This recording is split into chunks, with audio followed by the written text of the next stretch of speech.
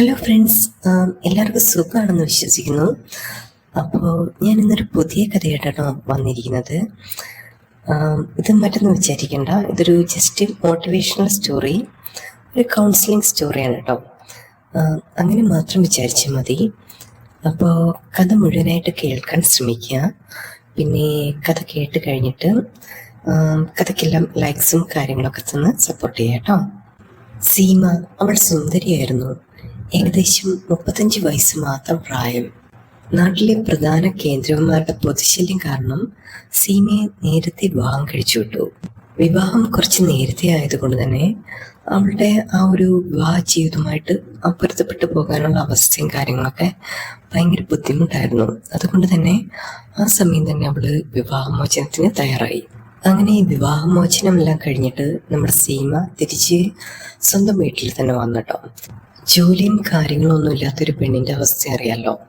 ആ ഒരു സമയത്ത് വളരെയധികം ബുദ്ധിമുട്ടും കാര്യങ്ങളൊക്കെ തന്നെയായിരുന്നു സീമയുടെ കാര്യം.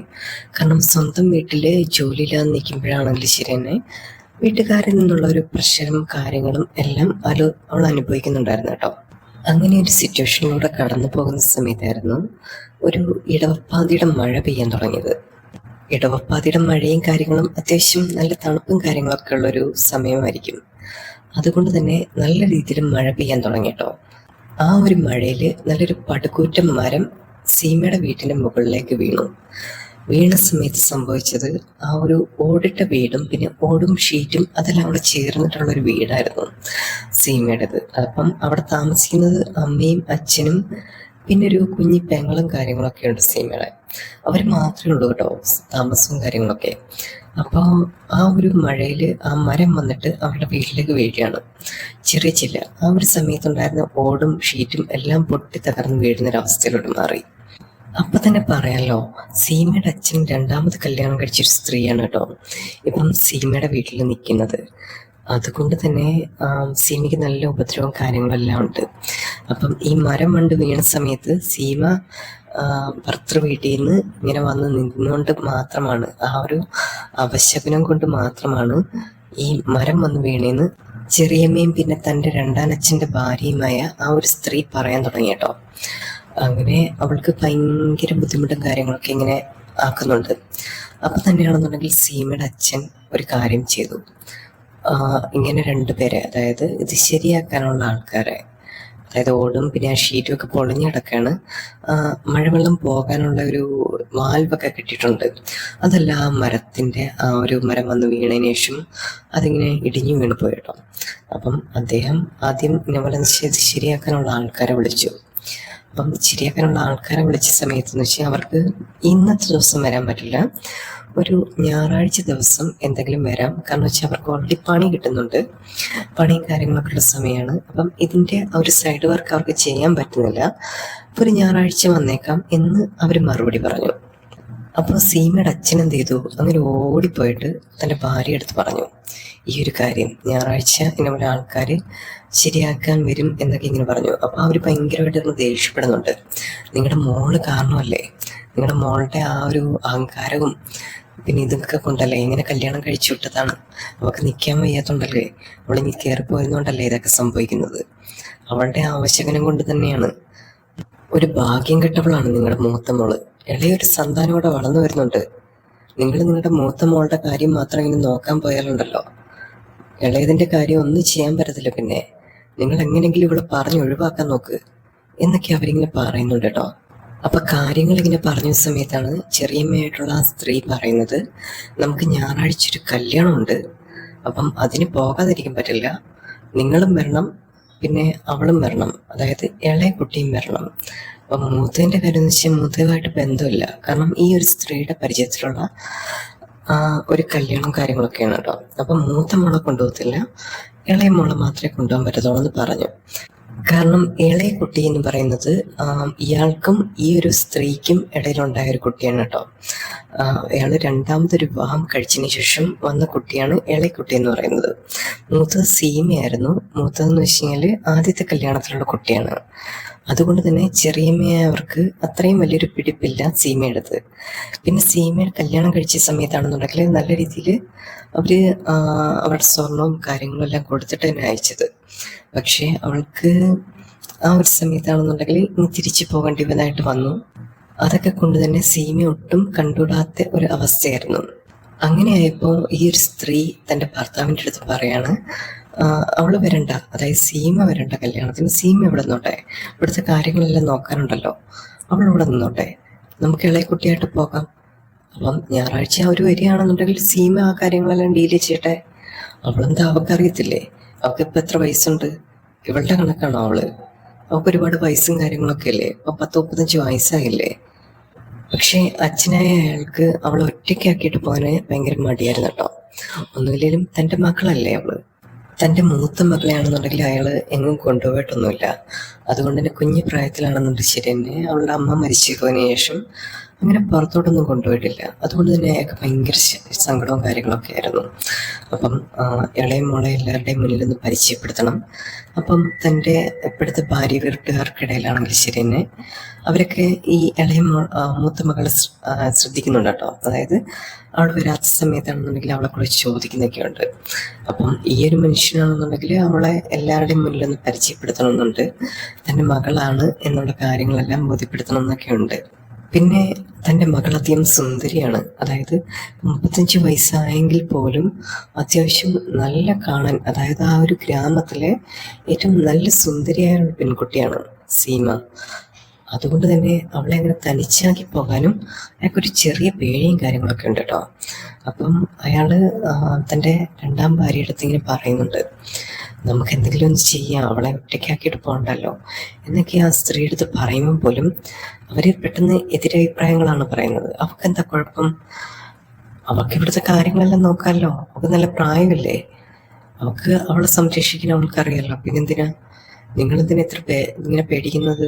ഒന്നുമില്ലേലും കല്യാണം കഴിച്ചിട്ട് പിന്നെ തിരിച്ചു വന്ന് കയറിയ പെണ്ണല്ലേ, അവൾക്ക് ഇവിടെ എന്തുണ്ടാവാനാണ്, അവളിവിടെ നിൽക്കട്ടെ, അവളുടെ കാര്യങ്ങളെല്ലാം നോക്കട്ടെ, ചുമ്മാ ഇരുന്ന് തിന്നുകയും പിടിക്കുകയൊക്കെ ചെയ്യല്ലേ, എന്തെങ്കിലും ജോലികളൊക്കെ അവൾ ചെയ്യട്ടെ എന്ന് ചെറിയമ്മയായിട്ടുള്ള ആ സ്ത്രീ മറുപടി പറഞ്ഞു കേട്ടോ.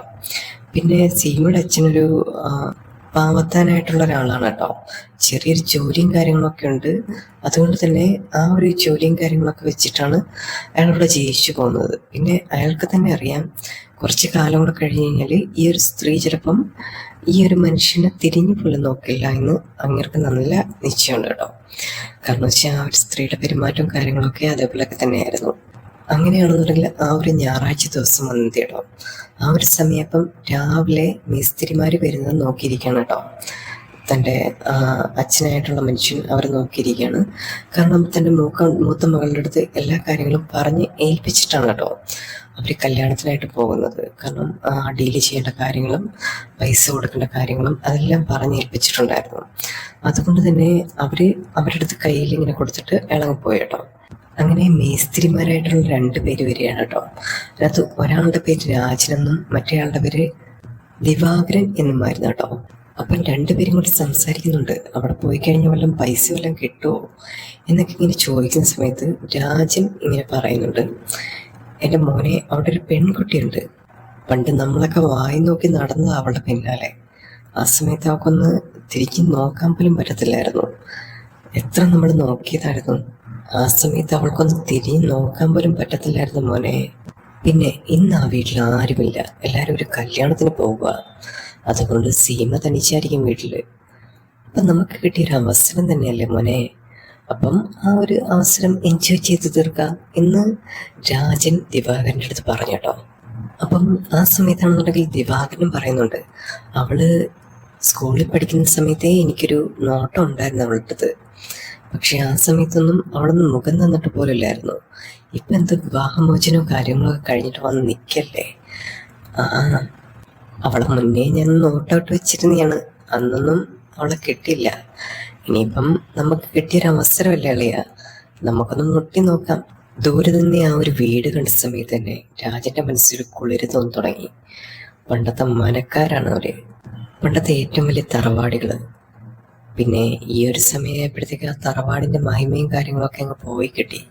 പണ്ടത്തെ തറവാടികളാണെന്ന് പറഞ്ഞിട്ട് എന്താ കാര്യം, ഇപ്പം എല്ലാം പൊട്ടിപ്പൊളിഞ്ഞ് കിടക്കല്ലേ. ഇപ്പോൾ ഒരു ചെറിയ ഓട് മാറണമെന്നുണ്ടെങ്കിൽ വരെ നമ്മൾ വരേണ്ടി വന്ന്. പണ്ട് ഇവിടുത്തെ പെണ്ണിനെ മോഹിച്ച് ഞാൻ ഈ വേലിയൊന്ന് ചാടിയതായിരുന്നു.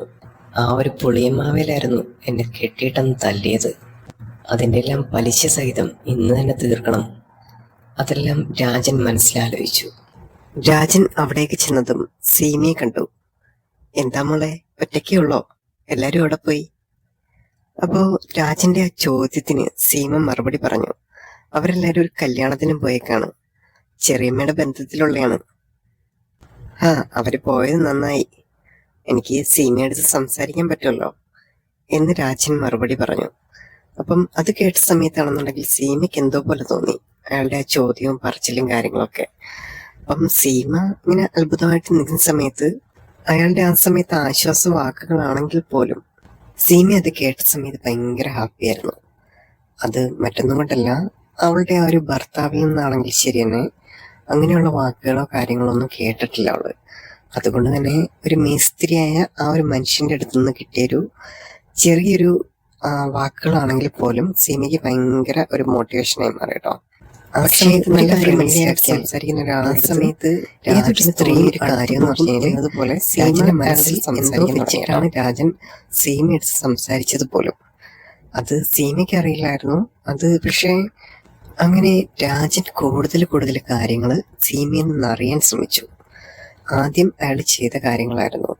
കാരണം സീമ ഇപ്പം വീട്ടിൽ വന്ന് നിൽക്കുന്ന കാര്യങ്ങളും പിന്നെ അവിടെ ഉണ്ടായ കാര്യങ്ങളും, അതായത് ഭർത്താവിൻ്റെ വീട്ടിലുണ്ടായ കാര്യങ്ങളും അതെല്ലാം ഓരോന്നോരോന്നായിട്ട് ചോദിച്ചറിയാൻ തുടങ്ങി. അപ്പം അയാളൊരു ഫ്രണ്ട്ലി ആയിട്ട് ചോദിക്കുന്നത് കൊണ്ട് തന്നെ, ഒരു നല്ല രീതിയിലുള്ള സംസാരമായതുകൊണ്ട് തന്നെ സീമ എല്ലാ കാര്യങ്ങളും അയാളോട് പറയാൻ തുടങ്ങി. രാജൻ ഒരു മേസ്തിരി ആണെങ്കിൽ പോലും ആദ്യമൊക്കെ രാജനോട് അവൾക്ക് പുച്ഛമായിരുന്നു. അതായത് അയാൾക്കൊരു കൂലിപ്പണിക്കാരനാണല്ലോ. അതുകൊണ്ട് തന്നെ സീമ ആദ്യം എല്ലാവരുടെ അടുത്തും നല്ലൊരു ഡിസ്റ്റൻസ് ഇട്ടിരുന്നു. ഇപ്പോൾ അവര് നല്ല രീതിയിൽ സംസാരിക്കാൻ തുടങ്ങിയപ്പോൾ തന്നെ സീമ അലിഞ്ഞു പോയി. അതിനുശേഷം തൻ്റെ ഭർത്താവിൻ്റെ മാതാവിൽ നിന്നുള്ളായിരുന്ന പ്രശ്നങ്ങളും കാര്യങ്ങളും, ഭർത്താവിൽ നിന്ന പ്രശ്നങ്ങളും കാര്യങ്ങളും എല്ലാം രാജൻ്റെ അടുത്ത് ഷെയർ ചെയ്തു. കാരണം അവർക്ക് വേറെ ആരുമില്ല വീട്ടിൽ. ഇപ്പം വന്നു കയറിയ രാജനാണെങ്കിൽ പോലും അവിടുത്തെ നന്നായിട്ട് സംസാരിക്കുന്നുണ്ടത് കൊണ്ട് തന്നെ അയാളുടെ എല്ലാ കാര്യങ്ങളും സീമ തുറന്നു പറഞ്ഞു. ശരിക്കും ഏതൊരു പെണ്ണിനും തുറന്നു പറയാൻ ഒരാളെ കിട്ടിക്കഴിഞ്ഞാൽ അത് ഒന്ന് സംസാരിക്കാൻ, ഒന്ന് മിണ്ടാൻ, അല്ലെന്നുണ്ടെങ്കിൽ ഒന്ന് പരിചരിക്കാൻ അതിനൊരാളെ കിട്ടിക്കഴിഞ്ഞാൽ അവൾക്ക് ഏറ്റവും വലിയൊരു ഭാഗ്യം തന്നെയാണത്. അത് തന്നെയായിരുന്നു സീമയും ആ ഒരു കാര്യത്തിൽ ചെയ്തത്. അപ്പം രാജൻ്റെ അടുത്തേക്ക് അവൾ കൂടുതൽ അടുക്കാൻ തുടങ്ങി. അവളുടെ കാര്യങ്ങൾ കേൾക്കുന്ന സമയത്താണെങ്കിലും എല്ലാം ഇപ്പോഴും തന്നെ. പക്ഷേ സീമ വിചാരിക്കുന്നത് പോലെ അല്ലായിരുന്നു രാജൻ്റെ മനസ്സ്. കാരണം രാജൻ്റെ മനസ്സിൽ അയാൾ എന്തൊക്കെയോ മനസ്സിൽ കരുതിയിട്ടുണ്ടായിരുന്നു. അയാൾക്ക് കിട്ടാത്ത ചില കാര്യങ്ങൾ, ആ ഒരു വീട്ടിലെ സാമ്പത്തികം, അത് തന്നെ അയാൾ പണ്ട് അവിടെ കക്കാൻ കയറിയിട്ടവരുണ്ട്. അപ്പോൾ എങ്ങനെയെങ്കിലും സീമയെ സ്വന്തമാക്കണം എന്നുള്ള ആ ഒരു ചിന്ത മാത്രമായിരുന്നു രാജൻ്റെ മനസ്സിൽ. പക്ഷേ ആ ഒരു ടൈമിൽ അതേപോലെ ഒരു ചിന്ത ദിവാകരൻ്റെ മനസ്സിലുണ്ടായിരുന്നു. കാരണം ദിവാകരനും ഒരുപാട് ആഗ്രഹിച്ചിരുന്നു. കുട്ടിക്കാലം തൊട്ടേയാണെന്നുണ്ടെങ്കിലും സീമയെ ആഗ്രഹിക്കാത്തവരായിട്ട് ആരുമില്ല. കാരണം അത്രത്തോളം സുന്ദരിയായിട്ടുള്ള ഒരു പെൺകുട്ടിയാണ് സീമ എന്ന് പറയുന്നത്. പണ്ട് തൊട്ടേ മുല്ലപ്പൂ ചൂടി പട്ടുപാവട ഉടുത്ത്, അല്ലെന്നുണ്ടെങ്കിൽ കോളേജ് സമയത്ത് പോലും ഒരു ചുരിദാറൊക്കെ ഇട്ട് പോയി കഴിഞ്ഞാൽ തന്നെ സീമയെ നോക്കി നിൽക്കാത്തവരായിട്ട് ആരും തന്നെ ഇല്ല ആ ഒരു ഗ്രാമത്തില്. കാരണം ഗ്രാമീണ സൗന്ദര്യ ഭംഗിയായിരുന്നു സീമയ്ക്കുണ്ടായിരുന്നത്. അപ്പൊ തന്നെ രാജന് വീണ്ടും അവളിലേക്ക് അടുക്കാനുള്ള ആ ഒരു ത്വര ഇങ്ങനെ വന്നുകൊണ്ടിരിക്കുകയായിരുന്നു. അങ്ങനെ കുറേ കാര്യങ്ങളും അവളുടെ കയ്യിൽ നിന്ന് കേട്ട സമയത്ത് അവര് പതുക്കെ പണിയിലേക്ക് കടന്നു കേട്ടോ. കാരണം ഷീറ്റിന്റെ പണിയും കാര്യങ്ങളൊക്കെ പൂർത്തിയാക്കണമല്ലോ. അതിന് വേണ്ടിയിട്ട് അവർ മേളിലോട്ട് കയറി. അതിനുശേഷം പരിപാടിയും കാര്യങ്ങളൊക്കെ തുടങ്ങി. അപ്പൊ തന്നെ രണ്ടുപേരും തമ്മിൽ ഒരു തർക്കം തുടങ്ങി. ആർക്കാണ് സീമയെ കെട്ടേണ്ടത്? അതായത് സീമയെ രണ്ടുപേർക്കും വേണം. രണ്ടുപേർക്കും സീമയെ കെട്ടിയേ തീരൂ. പക്ഷെ രണ്ടുപേരും തമ്മിലൊരു തീരുമാനത്തിലില്ല. സീമയെ മറ്റൊരു രീതിയിൽ സ്വന്തമാക്കണം എന്നായിരുന്നു രണ്ടുപേരുടെ മനസ്സിൽ ആദ്യം ഉണ്ടായിരുന്നത്. പക്ഷേ സീമയുടെ സ്വത്തും കാര്യങ്ങളും, അതായത് ആ ഒരു വീടും കാര്യങ്ങളൊക്കെ കിട്ടണമെന്നുണ്ടെങ്കിൽ അവളെ കല്യാണം കഴിച്ചു കഴിഞ്ഞാൽ എങ്ങനെയെങ്കിലും അത് സെറ്റാക്കണം. അതിനു വേണ്ടിയിട്ടുള്ള പരിപാടികളായിരുന്നു രണ്ടുപേരുടെയും മനസ്സിൽ. ആ ഒരു സമയം ചാന്ത് കുഴയ്ക്കുന്ന സമയത്തും അവിടുത്തെ ഓരോ കാര്യങ്ങൾ ചെയ്യുന്ന സമയത്തും രാജന്റെ മനസ്സിൽ ഈ ഒരു കാര്യം മാത്രമായിരുന്നു, എങ്ങനെങ്കിലും സെറ്റാക്കി എടുക്കണം. അങ്ങനെ ആ ഒരു സമയത്ത് ദിവാകരന്റെ അടുത്തും ഈ ഒരു കാര്യം പറയുന്നുണ്ട് കേട്ടോ. പക്ഷേ ദിവാകരന്റെ മനസ്സിലും ഈ ഒരു കാര്യം തന്നെയായിരുന്നു. അപ്പം എങ്ങനെയെങ്കിലും ആ ഒരു മറ്റൊരു രീതി കൂടെ ആണെന്നുണ്ടെങ്കിലും സീമയെ സ്വന്തമാക്കണം എന്നുള്ള കാര്യം രണ്ടുപേരുടെയും മനസ്സിലുണ്ടായിരുന്നു കേട്ടോ. അപ്പോൾ രണ്ടുപേരും ഒരു തീരുമാനത്തിലെത്തി. ഒരു ഉച്ച സമയമായപ്പോൾ അങ്ങനെ ദിവാകരൻ രാഘവന്റെ അടുത്ത് പറഞ്ഞു, നീ പോയി കാര്യം പറ സീമയെടുത്ത്. അവൾ ഓക്കെ പറയുകയാണെന്നുണ്ടെങ്കിൽ പിന്നെ ദിവാകരൻ എതിർപ്പൊന്നും പറയാൻ പറ്റില്ല, നിങ്ങൾ തമ്മിൽ അയക്കോ എന്നിങ്ങനെ പറഞ്ഞു. അപ്പം ആ ഒരു സാധ്യത മുതലെടുത്തുകൊണ്ട് തന്നെ രാജൻ പതുക്കെ ആ ഒരു അടുക്കള വശത്തുകൂടി അവിടെ ചെന്നതിന് ശേഷം സീമയെടുത്ത് ചോദിച്ചു, സീമ ഒരു ഗ്ലാസ് വെള്ളം തരുമോ എന്നിങ്ങനെ ചോദിച്ചു. അപ്പം സീമ അകത്തുണ്ടായിരുന്നു. ആ സമയത്ത് സീമ കുറച്ച് വെള്ളം ചൂടാക്കിയിട്ട് ആ ഒരു ഗ്ലാസ്സിലൊഴിച്ചിട്ട് രാജന്റെ കയ്യിൽ ഇങ്ങനെ കൊണ്ടുകൊടുത്ത സമയത്ത് രാജന്റെ ആ ഒരു മുഖത്ത് ഒരു നാണവും അങ്ങനെയുള്ള കാര്യങ്ങളെല്ലാം ഉണ്ട് കേട്ടോ. അപ്പം രാജൻ ഇങ്ങനെ വെള്ളം കുടിച്ചതിന് ശേഷം സീമ എടുത്ത് ഇങ്ങനെ ചോദിക്കുന്നുണ്ട്, സീമ ഞാനൊരു കാര്യം ചോദിച്ചോട്ടെ, നിനക്ക് ഇപ്പം കല്യാണ വിവാഹമോചനം എല്ലാം കഴിഞ്ഞിട്ട് നിൽക്കുകയാണ്, നിനക്ക് ഇനി അങ്ങോട്ട് പോകാനും താല്പര്യമില്ല, പിന്നെ നിന്റെ ഭാര്യ ഭർത്തൃമാതാവാണെങ്കിലും ശരിയാണ്, നിനക്ക് ചേരത്തില്ല. അതുകൊണ്ട് തന്നെ നിനക്ക് വേറെ വിവാഹത്തെ പറ്റിയും നീ ചിന്തിക്കുന്നില്ല. അപ്പോൾ എൻ്റെ കൂടെ വന്നൂടെ, നമുക്ക് നല്ല അടിപൊളിയായിട്ട് കഴിഞ്ഞൂടെ എന്നിങ്ങനെ ചോദിച്ചു. എന്നിട്ടും രാജൻ നിർത്തിയില്ല. രാജൻ തുറന്നു പറഞ്ഞുകൊണ്ടിരുന്നു, പണ്ടൊരു സമയത്താണെന്നുണ്ടെങ്കിലും നിന്റെ പിന്നാലെ ഞാൻ നടന്നതല്ലേ ഒരുപാട്. ആ ഒരു സമയത്തും നീ എന്നോടൊന്നും പറഞ്ഞില്ലല്ലോ, ഞാനൊരു കൂലിപ്പണിക്കാരനാണല്ലോ, അതുകൊണ്ട് എൻ്റെ കൂടെ നിനക്ക് വരാൻ പറ്റില്ലല്ലോ. അങ്ങനെയൊക്കെ രാജൻ ഇങ്ങനെ വീണ്ടും വീണ്ടും അവളുടെ അടുത്ത് പറയുമ്പോഴും അവളുടെ മനസ്സിൽ എന്തൊക്കെയോ ഒരു അലിവ് പോലെ ഇങ്ങനെ തോന്നുന്നുണ്ട്. കാരണം ഇത്രയും സമ്പത്തും വിദ്യാഭ്യാസവും ഒക്കെ നോക്കിപ്പോയിട്ട് പോലും അവരുടെ കൂടെ അവൾക്ക് നിൽക്കാൻ പോലും പറ്റുന്നില്ലായിരുന്നില്ല. അപ്പം കൂലിപ്പണിക്കാരനായ രാജനാണ് ഒരുപക്ഷെ തനിക്ക് നല്ലത് എന്നൊരു ചിന്ത സീമയുടെ മനസ്സിൽ തോന്നി കേട്ടോ. അത് കേട്ടപ്പോൾ തന്നെ അവൾ പറഞ്ഞു, രാജേട്ടാ എനിക്കിപ്പോൾ ഒന്നും പറയാൻ കഴിയില്ല, പക്ഷെ രാജേട്ടനെ എനിക്കിഷ്ടമാണ്. പക്ഷേ ഇപ്പോൾ എനിക്ക് എൻ്റെ വീട്ടിൽ നിൽക്കാൻ പോലും പറ്റാത്തൊരവസ്ഥയാണ്. അച്ഛൻ്റെ ആ ഒരു സ്വഭാവം അറിയാലോ, അച്ഛനൊന്നിനും പ്രതികരിക്കുന്നില്ല. പിന്നെ ചെറിയമ്മ ഇത് കേട്ട് കഴിഞ്ഞാൽ തന്നെ ചിലപ്പോൾ കാകിച്ച് തുപ്പും. കാരണം അവർക്ക് എങ്ങനെയാണ് പ്രതികരിക്കേണ്ടതെന്ന് പോലും അറിയില്ല. എൻ്റെ സിറ്റുവേഷൻ ഒന്ന് രാജേട്ടൻ മനസ്സിലാക്കണം എന്നൊക്കെ സീമ പറയുമ്പോഴും രാജൻ അത് കേൾക്കുന്നുണ്ടായിരുന്നു. സീമേ, നിന്റെ കാര്യങ്ങളെല്ലാം എനിക്കറിയാം, പക്ഷേ നീ ഇങ്ങനെ ഒഴിഞ്ഞു മാറല്ലേ എന്നിൽ നിന്ന്. നിന്നെ എത്രത്തോളം ഞാൻ സ്നേഹിക്കുന്നുണ്ടെന്ന് നിനക്കറിയാമോ? രാജൻ കൂടെ സീമ എടുത്ത് ഇങ്ങനെയുള്ള കാര്യങ്ങളെല്ലാം പറഞ്ഞ് അവളെ എങ്ങനെങ്കിലും ഒപ്പിച്ചെടുക്കാനായിട്ട് നോക്കുന്നുണ്ട് കേട്ടോ. അപ്പം സീമയുടെ ഇഷ്ടം മനസ്സിലുണ്ട്, പക്ഷേ അവൾക്ക് ആ ഒരു ഇതിലേക്ക് പോകാൻ അവൾക്ക് പറ്റുന്നില്ല. അങ്ങനെ പതുക്കെ പറഞ്ഞ് സീമയെടുത്ത് രാജനത് പറഞ്ഞ് സമ്മതിപ്പിച്ചു. മറ്റൊന്നും പറഞ്ഞില്ല, നമുക്ക് രണ്ടുപേർക്കും വേറെ എവിടെയെങ്കിലും പോയി ജീവിക്കാം, നീ ഇവിടെ ഇങ്ങനെ നരകിച്ച് ജീവിക്കണ്ട എന്നൊക്കെ പറഞ്ഞ സമയത്ത് തന്നെ സീമയ്ക്ക് പതുക്കെ മനസ്സലിഞ്ഞ് രാജൻ്റെ അടുത്ത് സീമ ഓക്കെ പറഞ്ഞു കേട്ടോ. അങ്ങനെ അന്നത്തെ ദിവസം രാത്രിയിൽ പണിയെല്ലാം കഴിഞ്ഞ സമയത്ത് സീമ അവളുടെ ബാഗും കാര്യങ്ങളും എല്ലാം പറക്കി വെച്ചു. എന്നിട്ട് രാജൻ ആ സമയത്ത് വണ്ടി റെഡിയാക്കി എടുത്തുകൊണ്ട് വന്നു. എന്നിട്ട് രണ്ടുപേർക്കും എങ്ങനെയെങ്കിലും ഇവിടുന്ന് രക്ഷപ്പെട്ടു പോകണമല്ലോ. രാജൻ ഓൾറെഡി വിവാഹമൊക്കെ കഴിഞ്ഞ ഒരാളാണ്, എല്ലാം ഇതൊക്കെയായിരുന്നു. പക്ഷേ രാജൻ അതെല്ലാം ഉപേക്ഷിച്ച് സീമയ്ക്കൊപ്പം പോവുകയാണ് കേട്ടോ. അങ്ങനെ രണ്ടുപേരും ആ ഒരു ക്രോസ് കടന്ന് അവിടുന്ന് രക്ഷപ്പെട്ടു പോയി കേട്ടോ. പിന്നീട് സീമ എന്ന് പറയുന്ന സ്ത്രീയെക്കുറിച്ച് ഒരു വിവരവും കാര്യങ്ങളും ഇല്ലായിരുന്നു. അതെല്ലാം കഴിഞ്ഞതിന് ശേഷം രാജനും സീമയും തമ്മിൽ ചെറിയ പ്രശ്നങ്ങൾ വരാൻ തുടങ്ങി ലൈഫിൽ തന്നെ. അങ്ങനെ രണ്ടുപേരും കൂടെ ഒരു കൗൺസിലറെ കാണാനും ഓരോ കാര്യങ്ങൾക്കും ഒക്കെ ആയിട്ട് വന്നു. രണ്ടുപേരും കൂടെ പക്ഷേ മാരേജും കാര്യങ്ങളൊന്നും കഴിഞ്ഞില്ലായിരുന്നു. രണ്ടുപേരും ഒരു ലിവിങ് ടുഗദർ റിലേഷൻഷിപ്പിലായിരുന്നു. അതിനുശേഷമായിരുന്നു സീമ ഒരു കൗൺസിലിംഗ് കാര്യങ്ങളൊക്കെ ആയിട്ട് വരുന്നതും കാര്യങ്ങളൊക്കെ. അതെല്ലാം കഴിഞ്ഞ് അവളൊരു മാനസിക നിലയൊക്കെ ഒന്ന് തൃപ്തിപ്പെട്ടു. ഈ ഒരു സീമയുടെ കഥ എനിക്കൊന്ന് സ്റ്റോറി ആക്കണമെന്ന് തോന്നിയായിരുന്നു, അതുകൊണ്ടാണ് ചെയ്തത്. ഇനിയും ഇതേപോലുള്ള സ്റ്റോറീസ് വരും. അപ്പം ഇതെല്ലാം ഇഷ്ടപ്പെടുകയാണെന്നുണ്ടെങ്കിൽ സബ്സ്ക്രൈബ് ചെയ്യുക. ഒരു കഥ പറച്ചിൽ എന്ന പോലെ, ഒരു നേരം പോക്ക് എന്ന പോലെ നിങ്ങൾക്ക് കേട്ടിരിക്കാം.